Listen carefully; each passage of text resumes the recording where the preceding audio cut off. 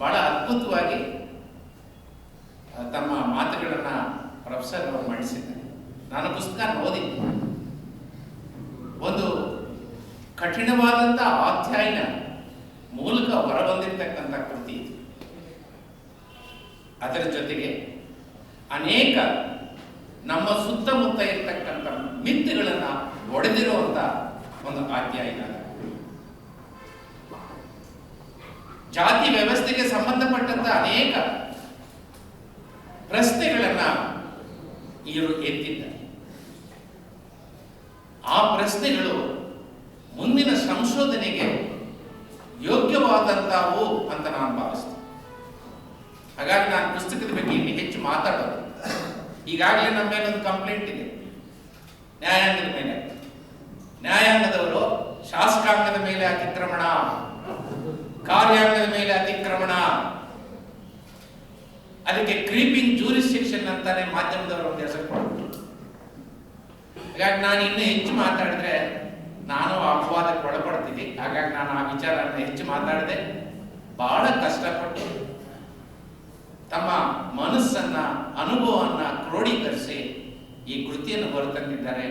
ನಾನು ಪ್ರೊಫೆಸರ್ ಮುಜಾಫರ್ ಅಸಾದಿ ಅವರನ್ನ ತುಂಬ ಹೃದಯದಿಂದ ಅಭಿನಂದಿಸ್ತಾ ಇದ್ದೀನಿ. ಬಂಧುಗಳೇ,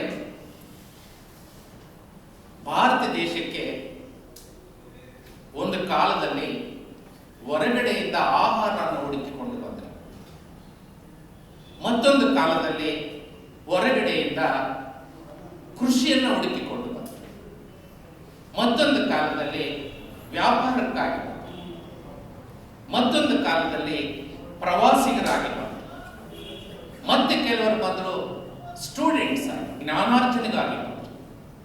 ಮತ್ತೆ ಕೆಲವರು ಬಂದರು ಅವರು ದಾಳಿಕೋರರಾಗಿ ಬಂದರು, ಆಕ್ರಮಣಕಾರರಾಗಿ. ಈ ರೀತಿ ಬಂದವರು ಡಿಫರೆಂಟ್ ರೇಸಸ್ ಸೇರಿ ಪ್ರೋಟೋ ಆಸ್ಟ್ರಲಾಯ್ಡ್, ಪ್ಯಾಲಿಯೋ ಮೆಡಿಟ್ರೇನಿಯನ್, ಕ್ಯಾಕಸಾಯ್ಡ್, ಮಂಗಲಾಯ್ಡ್, ನೀಗ್ರಾಯ್ಡ್ ಅಂತ ರೇಸಸ್ ಸೇರಿದವರು. ಅವರು ಬೇರೆ ಬೇರೆ ದೇಶಗಳಿಂದ ಬಂದರು. ಆರ್ಯನ್ರು ಬಂದರು, ಪರ್ಷಿಯನ್ರು ಬಂದರು, ಟರ್ಕಿಯನ್ರು ಬಂದರು, ಯುರೋಪಿಯನ್ರು ಬಂದರು, ಮಂಗೋಲಿಯನ್ರು ಬಂದರು, ಆಫ್ರಿಕಾದವರು. ಈ ರೀತಿ ಬಂದಂತ ಜನ ಅವರು ಒಂದೇ ಧರ್ಮಕ್ಕೆ ಸೇರಿದವರಾಗಿ ಭಾರತ ದೇಶದಲ್ಲಿರ್ತಕ್ಕಂಥ ಧರ್ಮಗಳ ಜೊತೆಗೆ ಹೊರಗಿನಿಂದಲೂ ಧರ್ಮಗಳ ನಮ್ಮ ದೇಶಕ್ಕೆ ಬಂದವು. ಇಲ್ಲಿ ತನ್ನ ಸ್ಥಾನಮಾನ ನಡೆಸುವ ಈ ರೀತಿ ಬಂದಂತ ಜನ ಹೊರಗಿನಿಂದ ಅವ್ರ ಕೆಲಸ ಆದ್ಮೇಲೆ ವಾಪಸ್ ಹೋಗ್ಬೇಕಾ ಬೇಡವಾ? ಬಹುಪಾಲು ಜನ ವಾಪಸ್ ಹೋಗ್ಲಿಲ್ಲ, ಇಲ್ಲೇ ಉಳಿದ್ರು. ಸ್ಟೂಡೆಂಟ್ಸ್ ಆಗಿ ಬಂದ್ರು, ವಿದ್ಯಾರ್ಜನೆ ಮಾಡಿ ಊರಿಗೆ ಹೋಗ್ಬೇಕಾಗುತ್ತೆ. ಇಲ್ಲಿ ಒಳ್ಳೆ ಕೆಲಸ ಸಿಗ್ತಾ ಇದೆ, ಸಂಬಳ ಸಿಗ್ತಾ ಇದೆ, ಯಾಕೆ ಹೋಗ್ಬೇಕು? ದಾಳಿಕೋರರಾಗಿ ಬಂದ್ರು, ಏನೋ ಒಂದಷ್ಟು ಲೂಟಿ ಮಾಡ್ಕೊಂಡು ಹೊರಟ್ಬಿಡ್ಬಹುದಾಗಿತ್ತು. ಕೆಲವರು ಹೋದ್ರು, ಬಹುಪಾಲು ಜನ ಇಲ್ಲೇ ಉಳಿದ್ರು. ಈ ರೀತಿ ಬೇರೆ ಒಳಗಡೆಯಿಂದ ಬಂದಂತ ಜನ, ಬಹುಪಾಲು ಜನ ಇಲ್ಲಿ ಉಳಿದ್ರು. ಉಳಿದಂತವರು ಅವರು ಪ್ರತ್ಯೇಕವಾಗಿ ಉಳಿಲಿ. ವ್ಯಾಪಾರಕ್ಕೆ ಬಂದವರು ಕೇರಳದಲ್ಲಿ, ವಿದ್ಯಾರ್ಜನೆಗಾಗಿ ಬಂದವರು ಬಿಹಾರ್ನಲ್ಲಿ, ಕೃಷಿಗಾಗಿ ಬಂದವರು ಕಾವೇರಿ ಬೇಸಿನ್ನಲ್ಲಿ ಈ ರೀತಿ ಉಳಿಲಿಲ್ಲ. ಅವರು ಸ್ಪ್ರೆಡ್ ಆಗಿದ್ರು. ಬರೀ ಸ್ಪ್ರೆಡ್ ಆಗಿದ್ದು ಮಾತ್ರ ಅಲ್ಲ, ಅವರು ಇಂಟರ್ಮಿಂಗಲ್ ಆಗಿದ್ರು.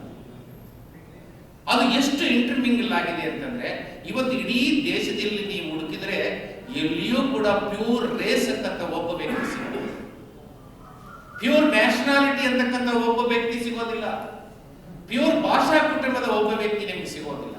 ಅಷ್ಟೊಂದು ಇಂಟರ್ಮಿಂಗಲ್ ಆಗಿದೆ. ಹಾಗಾಗಿನೇ ಆಂಥ್ರೋಪಾಲಜಿಕಲ್ ಸರ್ವೆ ಆಫ್ ಇಂಡಿಯಾದವರ ಒಂದು ಅಧ್ಯಯನದ ಪ್ರಕಾರ ಭಾರತ ದೇಶದಲ್ಲಿ 4635 ಜಾತಿಗಳು, ಉಪಜಾತಿ.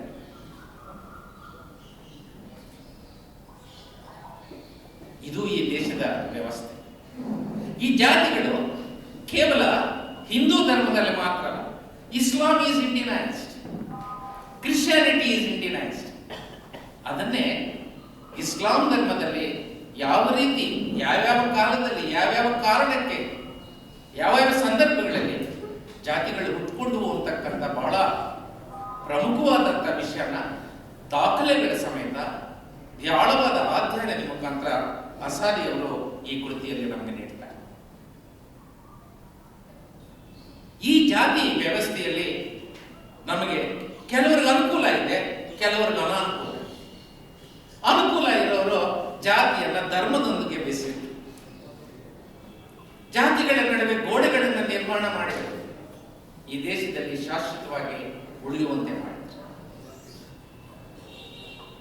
ಇದು ನಾವು ನೋಡಿರ್ತಕ್ಕಂಥ ಸತ್ಯ, ಇವತ್ತು ಅನುಭವಿಸ್ತಾ ಇರ್ತಕ್ಕಂಥ ಸತ್ಯ. ಹುಟ್ಟುತ್ತಾ ನನಗೊಂದು ಜಾತಿ, ನನ್ನ ಜಾತಿ ಒಂದು ಕಸುಬು, ನಾನು ಕಸುಬು ಬದಲಾಯಿಸೋಂಗಿಲ್ಲ, ಜಾತಿ ಬದಲಾಯಿಸೋ, ಅಂತರ್ಜಾತಿ ಮದುವೆ ಮಾಡ್ಕೊಳ್ಳೋಂಗಿಲ್ಲ, ಕನಿಷ್ಠ ಪಕ್ಷ ಪಂಕ್ತಿ ಭೋಜನ ಮಾಡೋಂಗಿಲ್ಲ, ಅಲ್ಲಿಗೆ ನಿಲ್ಲಿಲ್ಲ. ಸತ್ತ ಹೆಡೆಗಳನ್ನು ಒಂದೇ ಸ್ಮಶಾನದಲ್ಲಿ ಸಂಸ್ಕಾರ ಮಾಡಲ್ಲ. ಆ ಜಾತಿಯವರಿಗೆ ಬೇರೆ, ಈ ಜಾತಿಯವರಿಗೆ ಬೇರೆ, ಆ ಧರ್ಮದವರಿಗೆ ಬೇರೆ, ಈ ಧರ್ಮದವರು. ಇದು ಇಲ್ಲಿಗೆ ನಿಲ್ಲಿಲ್ಲ, ಇದನ್ನು ವಂಶಪಾರಿ. A cobbler's son has to become a cobbler. An haircutter's son has to become a haircutter. A washerman's son has to become a washerman. ಅಂತಕ್ಕಂಥ ವಂಶಪಾರಂಪರೆ. ಒಬ್ಬ ರೈತನ ಮಗ ರೈತ ಆಗಬೇಕು. ಈ ರೀತಿ ಗೋಡೆಗಳ ನಿರ್ಮಾಣ ಮಾಡಿ ಜನರ ಐಕ್ಯತೆಯನ್ನು ಮುರಿದು ಈ ದೇಶದಲ್ಲಿ ಒಂದು ಅನಿಷ್ಟವಾದಂತಹ ಸಾಮಾಜಿಕ ವ್ಯವಸ್ಥೆಯನ್ನ ಈ ಜಾತಿ ವ್ಯವಸ್ಥೆಯ ಮುಖಾಂತರ ನಾವು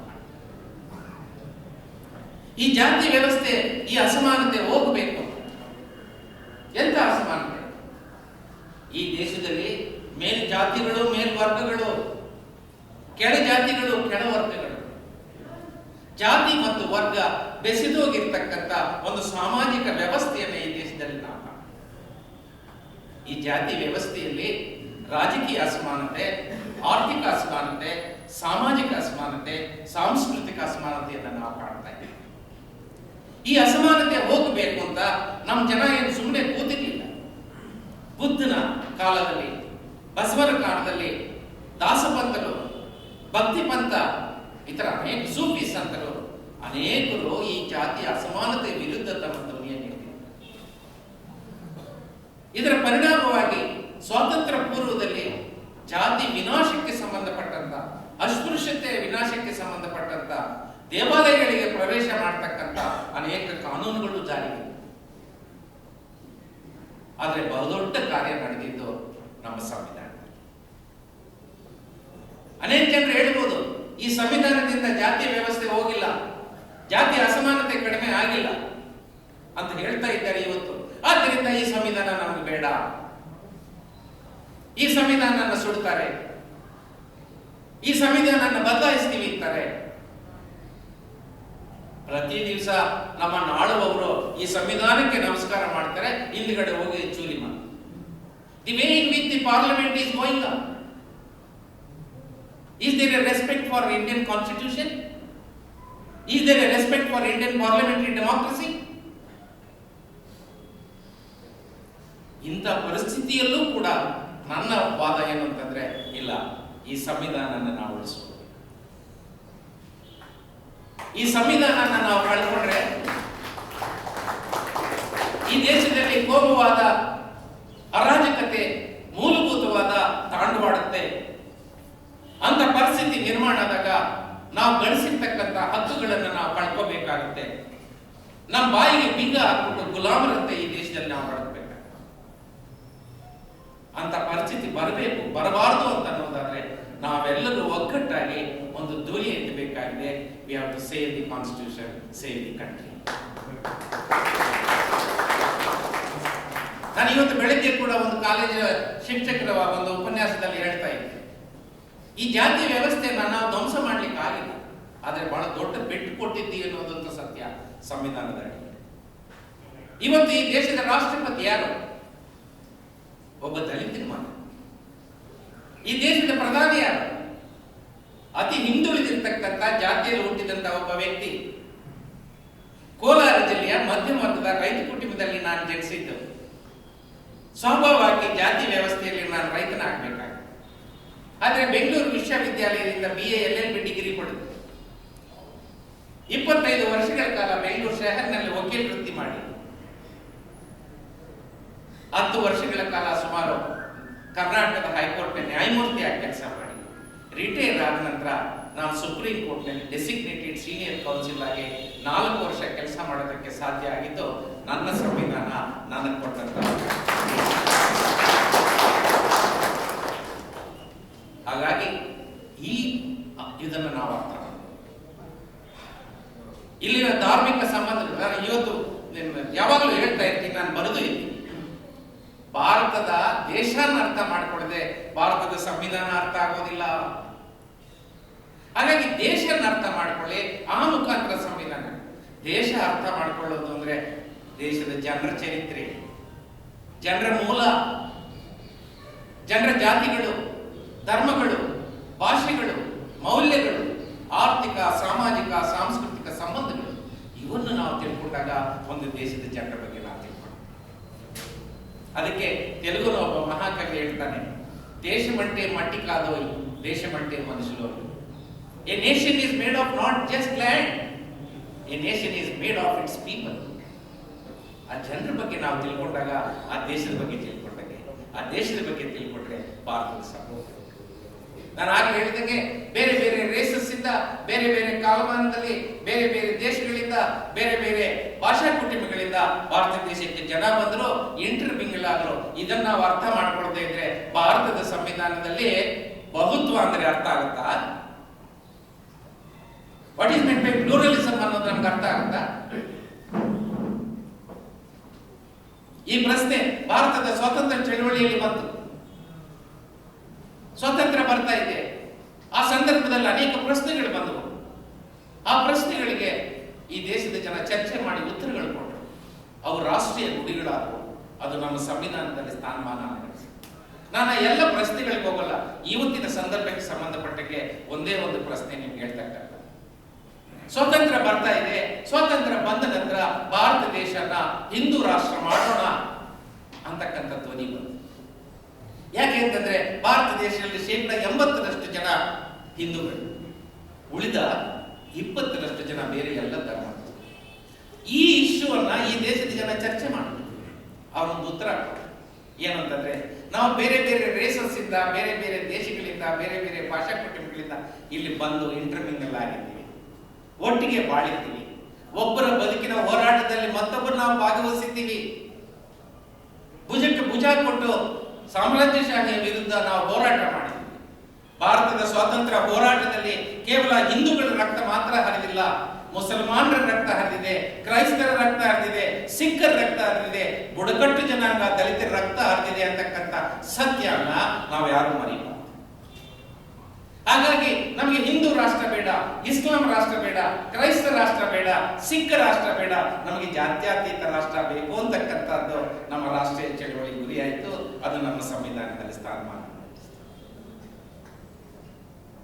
ಈ ಹಿನ್ನೆಲೆಯಲ್ಲಿ ಬರೀ ಇದು ಇಲ್ಲಿ ನಿಲ್ಲೋದು ಅಸಾಧ್ಯವರು. ಅದನ್ನೇ ಕಾಲದಿಂದ, ಆವತ್ತಿನಿಂದ ಇವತ್ತಿನ ಸಂದರ್ಭವರೆಗೂ ಯಾವ ರೀತಿ ಈ ಜಾತಿಗಳ ಹುಟ್ಟು, ಈ ಜಾತಿಗಳ ಬೆಳವಣಿಗೆ, ಈ ಜಾತಿಗಳ ಅಸಮಾನತೆಯನ್ನ ನಾವು ಮುಂದುವರಿಸ್ಕೊಂಡು ಬಂದಿದ್ವಿ. ಅದಕ್ಕೆ ನಾನು ಹೇಳ್ತಾ ಇರ್ತೀನಿ ಎಲ್ಲ ಕಡೆ, ಈ ಜನರ ನಂಬಿಕೆಗಳು, ನಮ್ಮ ಆಹಾರ ಪದ್ಧತಿ ಇವೆಲ್ಲ ಹೆಂಗ್ ಬದಲಾಗ್ತವೆ ಅದನ್ನ ಹೇಳಿ ನನ್ನ ಮಾತನ್ನು ಮುಗಿಸ್ತಾ ಇದ್ದೀನಿ. ನನ್ನ ತಂದೆ, ನನ್ನ ತಾತ, ನನ್ನ ಮುತ್ತಾತ, ನನ್ನ ತಂದೆ ಸಾಲಿನಲ್ಲಿ ನಾವು ಶಿವಭಕ್ತರಿಗೆ ನಮ್ಮ ಕೋಲಾರ ಜಿಲ್ಲೆಯಲ್ಲಿ ವಾರಕ್ಕೊಂದು ಒಪ್ಪತ್ತಿದೆ ರಕ್ಕ. ಯಾವತ್ತೇಳಿ? ಸೋಮವಾರ. ನನ್ನ ತಂದೆ ಮದುವೆ ಆಗಿದ್ದು ವೆಂಕಟೇಶನ್ ಭತ್ತದ ಒಂದು ಹೆಂಗಸರು. ವೆಂಕಟೇಶನ್ ಭತ್ತರಿಗೆ ವಾರದ ಒಪ್ಪತ್ತು ಯಾವತ್ತು? ಶನಿವಾರ. ನೋಡಿ, ಸೋಮವಾರ ಶನಿವಾರ ಒಂದಾಯ್ತು. ನನ್ನ ತಾಯಿ ನನ್ನ ತಂದೆ ಮನೆಗೆ ಬರೋಷ್ಟೊತ್ತಿಗೆ ನನ್ನ ಅಜ್ಜಿ ಸತ್ತೋಗಿದ್ದು. ಈಕೆ ಒಬ್ಬಳೆ ಮನೆಯಲ್ಲಿ ಹೆಂಗಸು, ಸ್ವಲ್ಪ ಜಬರ್ದಸ್ತ್ ಹೆಂಗಸು, ಸ್ವಲ್ಪ ಗಟ್ಟಿ ಹೆಂಗಸು. ಆಕೆ ಮಾತು ನಡೀತಿ. ನಾವು ಚಿಕ್ಕ ಮಕ್ಕಳಾಗಿದ್ದಾಗ ನಾನು ನೋಡ್ತಾ ಇದ್ದಂಗೆ ನಮ್ಮ ತಾಯಿ ನಮ್ಮ ಸೋಮವಾರ ಒಪ್ಪತ್ತನ್ನು ಶನಿವಾರಕ್ಕೆ ಶಿಫ್ಟ್ ಮಾಡಿ, ಅದು ಅಲ್ಲಿ ನಿಲ್ಲೋಲ್ಲ. ನೋಡಿ, ನಾನು 77ರಲ್ಲಿ ಲಾಯರ್ ಆಗಿ, 80ರಲ್ಲಿ ಸ್ವಂತ ಆಫೀಸ್ ಮಾಡಿದೆ. ನಿಮ್ಗೂ ಗೊತ್ತಿಲ್ಲ ಬೇಡ, 81ರಲ್ಲಿ ನಾನು ಮದುವೆ ಆದೆ. ನಾನು ಮದುವೆ ಆಗಿದ್ದು ಆಂಧ್ರ ಪ್ರದೇಶದ ಮದನಪಲ್ಲಿ ಹತ್ರ ಒಂದು ಹಳ್ಳಿ ಇದೆ ಸರ್. ಬೆಂಗಳೂರಿನಲ್ಲಿ ಪ್ರೊಫೆಷನ್ ಇತ್ತು, ಅದರಿಂದ ಇಲ್ಲೇ ಸಂಸಾರ ಮಾಡಿದೆ ಸರ್. ಸಂಸಾರ ಆಯ್ತು, ಶುರುವಾಯ್ತು. 3 ತಿಂಗಳು 4 ತಿಂಗಳಾಯ್ತು. ಮುಲ್ಲವರ ಹೆಂಡತಿ ಅರ್ಥ ಆಗಲಿ. ನಿಮ್ಗೆ ಯಾರಾದ್ರೂ ಅನುಭವಿಸ್ತಿದ್ರೆ ಹೇಳಿ ಸರ್, ನಿಮ್ಗೇನಾದ್ರೂ ಅನುಭವ ಇದೆ ಸರ್? 3-4 ತಿಂಗಳಲ್ಲಿ ಅರ್ಥ ಆಯ್ತಾ ಹೆಂಡತಿ? ನಾನೇ ಹೇಳ್ತಾ ಇದ್ದೀನಿ, ಇವತ್ತಿನವರೆಗೂ ನಂಗೆ ಅರ್ಥ ಆಗಿಲ್ಲ. ಸೋಮವಾರ ಬಂತು, ನನ್ನಕ್ಕೆ ಒಪ್ಪತ್ತು ಮಾಡಲಿಲ್ಲ. ಓ, ನನ್ನ ತಾಯಿ ತರ ಇವಳು ಶನಿವಾರದವಳು ಇರಬೇಕು ಅಂತ ಶನಿವಾರ ಬಂತು, ಇಲ್ಲ ಒಪ್ಪತ್ತಿಲ್ಲ. ಆಗಿನ ಕಾಲದಲ್ಲಿ ಈ ಮೈಸೂರು ಪ್ರದೇಶದ ಎಲ್ಲ ಹೆಂಗಸರು ಗುರುವಾರಕ್ಕೂ ರಾಯರ ಪ್ರಭಾವ, ನಾನು ನೋಡ್ಬಿಡೋಣ ಗುರುವಾರ ಏನಾದ್ರೂ ಮಾಡ್ತಾಳೆ, ಗುರುವಾರವರೆಗೂ ಕಾದೆ, ಇಲ್ಲ ಒಪ್ಪತ್ತಿಲ್ಲ. ಸೋಮವಾರ ಇಲ್ಲ, ಶನಿವಾರ ಇಲ್ಲ, ಗುರುವಾರ ಇಲ್ಲ. ಯಾವ ಕಾಡಿಂದ ಹಿಡ್ಕೊಂಡ್ ಬಂದೆಪ್ಪ ಈ ಪ್ರಾಣಿನ? ಒಂದು 6 ತಿಂಗಳಾಯ್ತು, ನಾನು ಒಪ್ಪತ್ತೀನಿ ಅಂತ ಗೊತ್ತಾಯ್ತು.